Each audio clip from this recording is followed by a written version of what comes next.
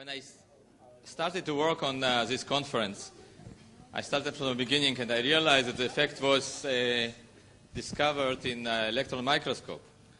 I got some letters from Chambers how it was done. And then I realized that there are people who seriously think that the effect is important for black holes.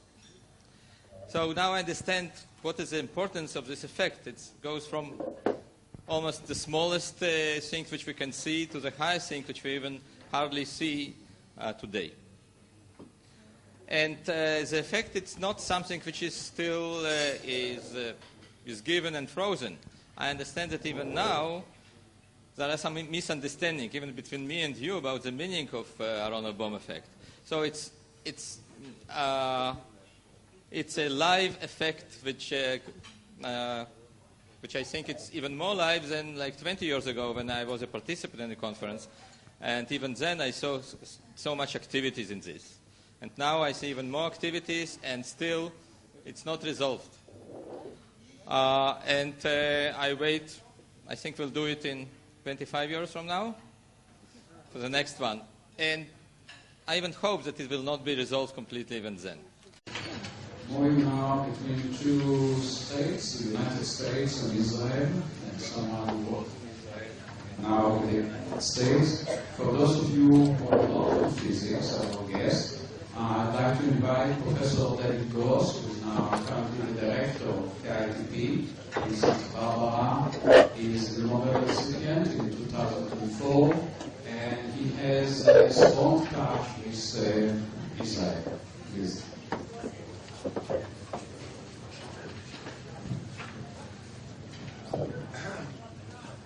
Okay, just a few words. I was invited to this conference and delighted to come, and I've enjoyed it enormously, and it's really inspiring to meet so many people who have been influenced by both the physics and the personality.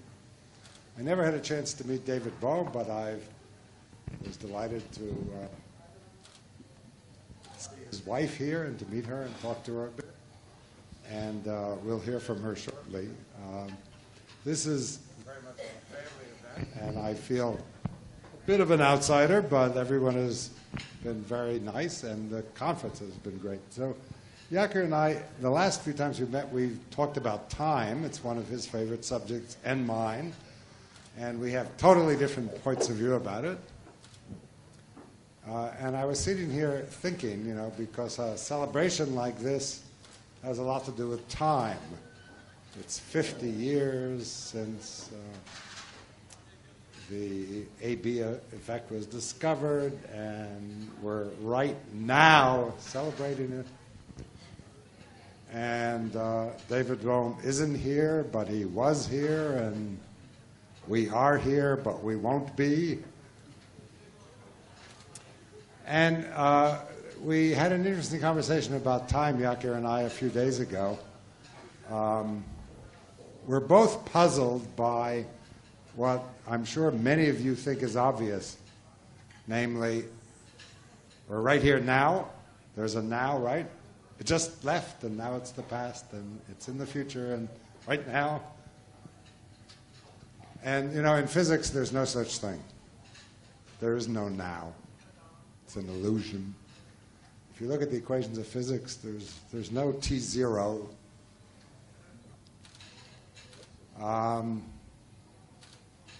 There's nothing really, no point which differentiates the past from the future. In fact, it's hard to make sense out of this whole notion of past and now and future. And in fact, we shared this, we both brought up and shared this famous letter which Einstein wrote to the widow of a friend of his, saying, trying to console her by telling her that he feels some sorrow that her husband, who was a good friend of his, passed on to this, but that perhaps it would be some consolation to her to realize that in physics there's no now or past or future, just one whole thing, the space-time, we call it. Past, future, separated by this illusory now. It's just the whole thing. That's what we discuss. That's what we try to understand. And Einstein tried to console her with that thought that the past is as real for physics as the future. And I'm not sure it was consoling, and it's very puzzling. And both of us are puzzled by this. I mean, I actually am on Einstein's side, although I'm sure he was equally puzzled. I think now is an illusion that we have, and we should really think of ourselves as a process. The whole universe is a process. 50 years ago is as real as now, as well as 50 years from now. Anyway, try to get your mind around that. I can't, and I continue to be puzzled by it. But the nice thing about Yakir is that when you talk to him, you realize that,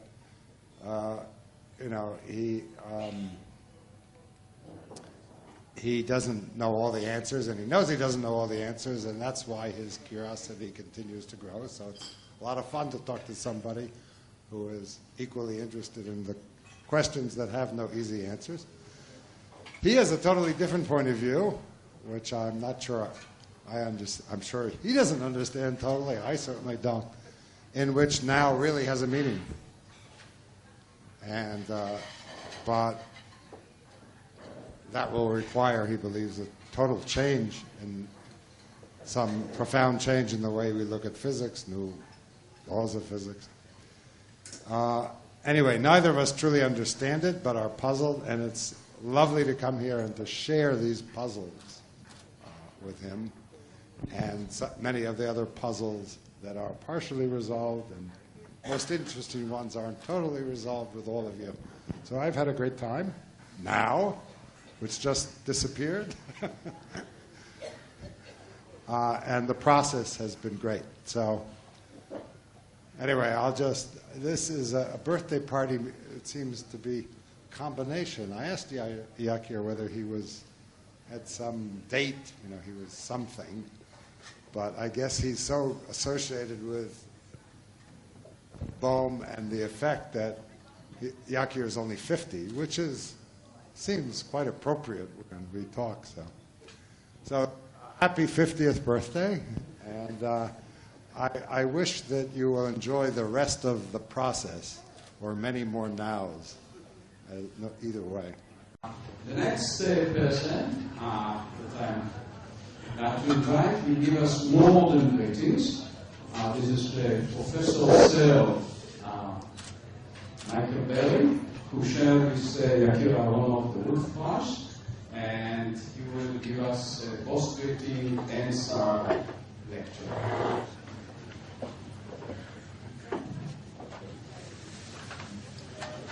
Thank you.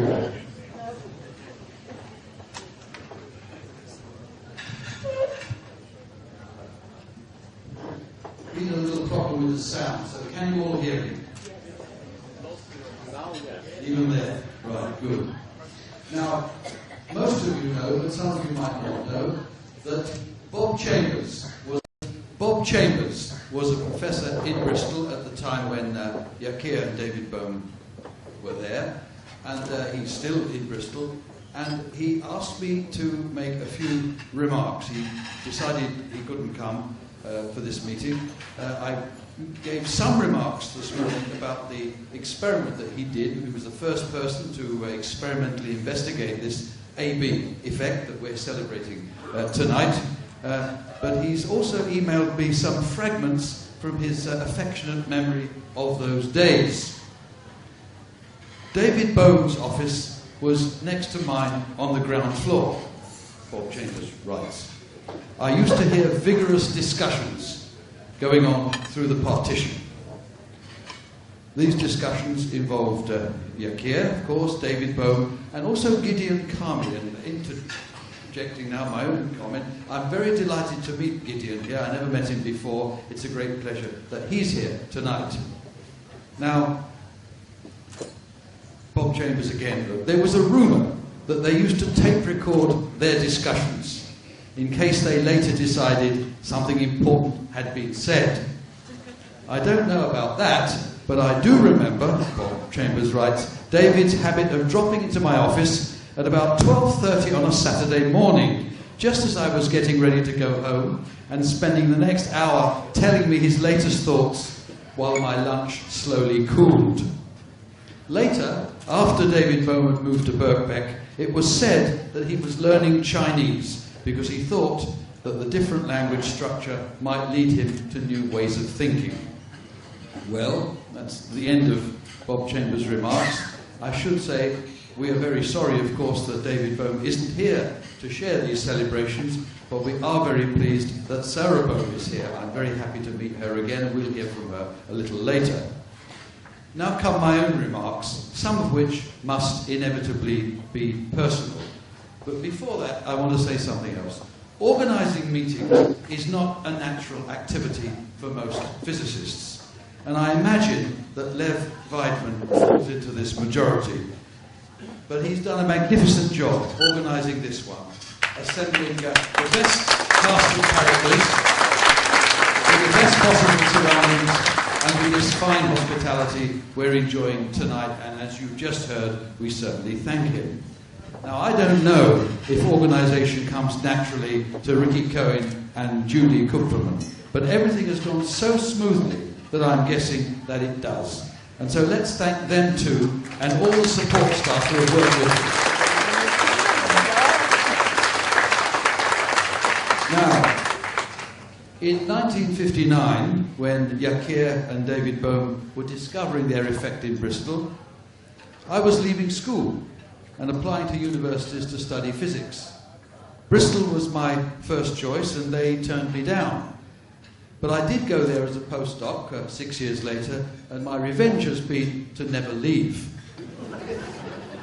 Now, we heard some very lovely remarks today from Robert Engelman, who was also in Bristol. He was a junior postdoc at the time when, not before me, the time when David and Yakir, Gideon Kami were there. And he made some very lovely remarks about the department and the intellectual atmosphere and so on. And I just want to say that it's been like that all the time. I've been there too. I've only been there 45 years, so I'm still young. But nevertheless, it's still a great place to live and work.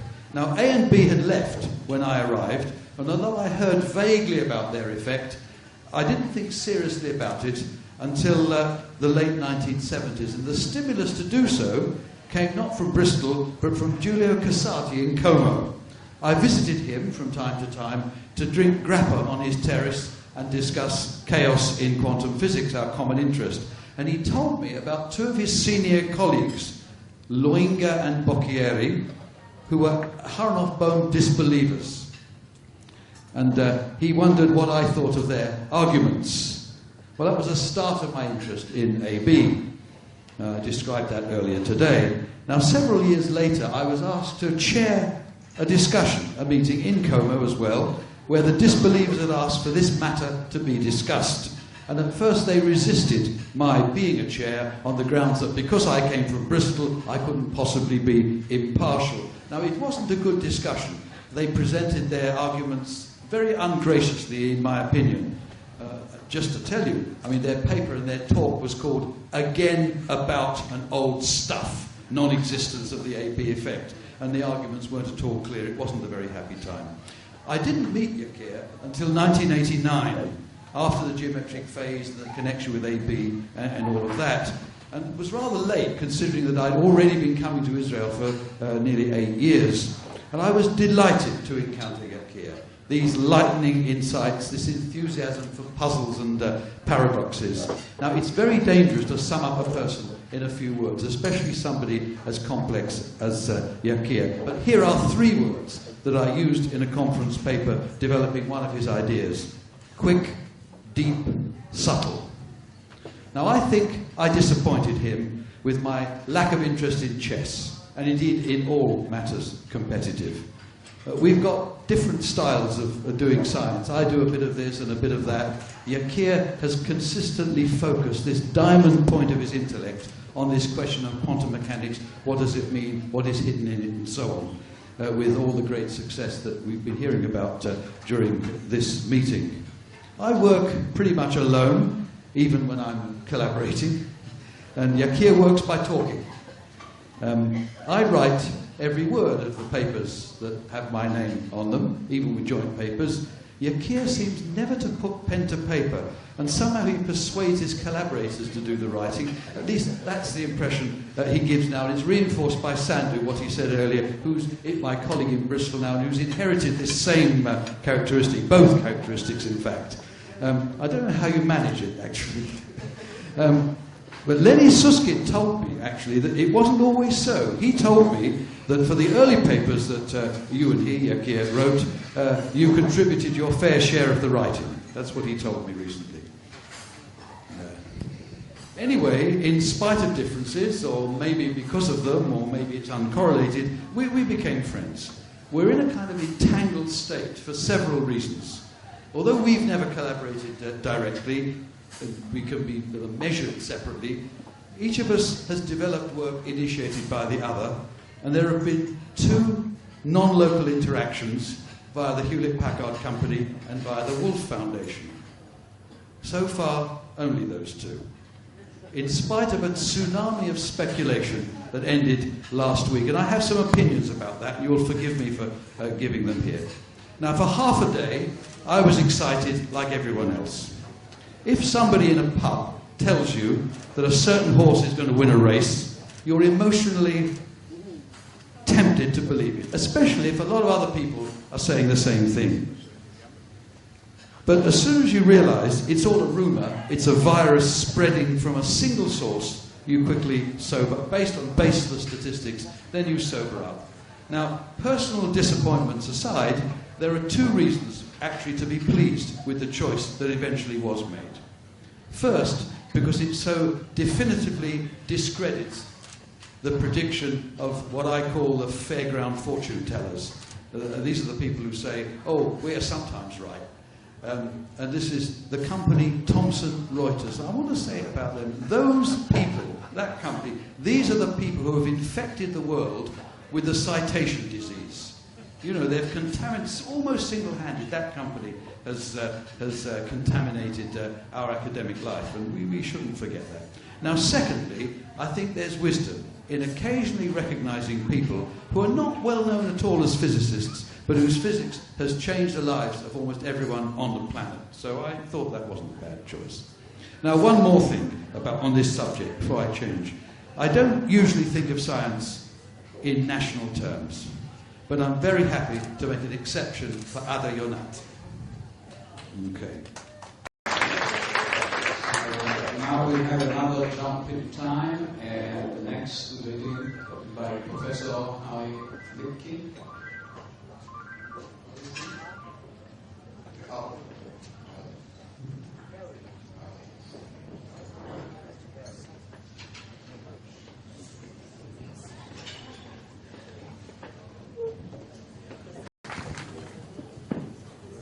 I think I am the one here who has known David Bohm for the longest time, since I met him when I was a graduate student at Princeton in 1946. And he had just come and was teaching a course in quantum mechanics.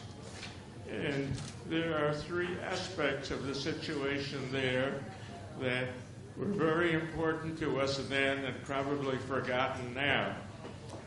First of all, it was clear that quantum mechanics was wrong. And our guru then was Niels Bohr, who told us that quantum mechanics was a great theory for atomic physics. But at the new scale of nuclear physics, we would be needing a new theory which would be as different from quantum mechanics as quantum mechanics was from Newtonian mechanics. And in that atmosphere, it is clear that what had to be done was to find the things that were wrong with quantum mechanics, besides all of the crazy infinities that nobody knew how to explain. And these would give us the clues to the new theory. And this clearly seems to be the things that atmosphere that motivated Dave Bohm, who gave his course in quantum mechanics and was trying to look for the fundamentals to see what was wrong. Nobody thought of doing any calculations with quantum mechanics because anything that would work had already been done at that time. And any attempts to do more ran into these crazy infinities. Another aspect of this was everyone knew that something was wrong with the meson theory of nuclear forces, because the only meson that was known at that time was the muon, and it did not interact with it. And John Wheeler was very much involved in experiments trying to see what had happened with this mu meson, because it obviously was not interacting strongly, and inventing all kinds of things. People like Arthur Whiteman was a student to explain why this strongly interacting meson, when it was captured in the carbon nucleus, would decay instead of interacting strongly.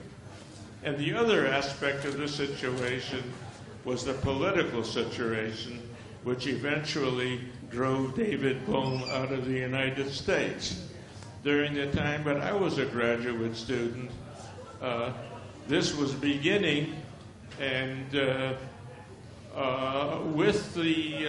science, with the scientists who were not being cleared. I mean, the ultimate situation was Oppenheimer, but we were already involved with smaller cases, like someone who was not given clearance because a landlady had said that she had seen him reading a copy of this communist propaganda journal, New Masses. In this atmosphere, the Federation of American Scientists asked us to organize a committee on loyalty problems, in which we simply took all the cases, like the one I just mentioned, where people were denied clearance on the basis of crazy allegations, and giving them the legal advice and so on. And David Bohm was an important member of our committee. And this all fell apart when David Bohm was invited to testify at the House Committee on Un-American Activities, and he refused to answer questions because they were trying to implicate friends of his that he did not want to harm. As a result of which, this eventually, of course, led to his effectively expulsion from Princeton University, where he then found a sanctuary in Brazil, and for reasons that are rather obvious, but I don't want to get into it, he wanted to get out of Brazil, and he came to Israel, where I saw him again. And all the time in physics, he was very much concerned about the fact that there were these deficiencies in quantum mechanics, and we had to look for something that would be better. And, well, there's much more to be said about this. At the time that I was there, of course, I listened to his courses in quantum mechanics, and then afterwards in advanced quantum mechanics. And the way Princeton was organized at that time, he was giving these lectures, but the one way that he could get his lecture notes typed up was because my wife Malka was at that time working as a secretary at the company RCA, and she had plenty of extra time, so she typed up David Bohm's notes. There's much more to be saying about this, but I think this gives you a picture.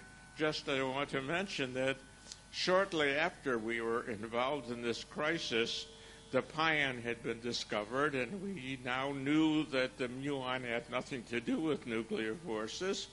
And at the same time, Feynman and Schwinger and Tominaga had found the answer to the infinities in quantum mechanics, so that it turns out that Bohr's prediction that we needed a new theory which would be as different from quantum mechanics as quantum mechanics was to Newtonian mechanics, that turned out to be wrong. Of course, many of us, including me, were working on, then I was an experimentalist, looking for experiments which would show what was wrong with quantum mechanics. I only found things that agreed with quantum mechanics. I thought I might say a few words about David Bohm, my late husband, as he is the other half of the Aharonov-Bohm effect. Sadly, he isn't here to speak for himself. Not that he ever did say much about himself, as those of you who knew him will remember. I am not a physicist, but I can tell you a little of what it was like to be in the house with them, or walking in the downs in Bristol with the two of them talking away excitedly. One didn't have to understand what they were saying to know that they were having a great time. Dave had come to the Technion from Brazil after leaving the USA. He started to work with Yakir and also, incidentally, with Gideon Kami while they were all at the Technion. After a few years, Dave moved to Bristol University in England, and Yakir and Gideon came with him. It's a long time ago. We were all much younger then, and sadly Dave is no longer with us. They were good times that we had, and fruitful ones, with the men working hard together. Now we are celebrating 50 years of the AB effect. I would like to add my congratulations to Yakir. And to Dave, too. It will be nice to think that he is around somewhere enjoying it all. With much affection and good wishes to Yakir from Sarah. Thank you.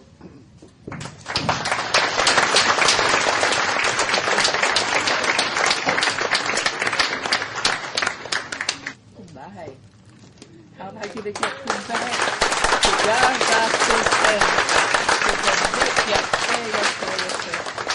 And I must say that it really has been wonderful to be with you all, especially Yakir, and his family, and his little granddaughter, his wife, and everyone, and all my friends that I've known for so many years, and all the new friends I've made, which is extraordinary. I'm just sorry I couldn't read everything that I'd said. I really am very, very tired. I'm an old lady now, and I'm going to claim the right to bow out gracefully. But thank you very, very much. I'm very touched by all the people that spoke so nicely about me and about the effect. And I think the conference is very, very successful. I add my thanks to all the people that helped this to happen. I'm very happy to see Sarah Bohm here. You know, you can call me Sarah. You've called me Sarah for years. And Gideon, my friend. It brings beautiful memories from the time we spent together at Bristol. And I still hope that there will be good times in the future. Thank you all very much. And thanks to my family, too, for supporting me while I do all these crazy things. Thank you. Very good.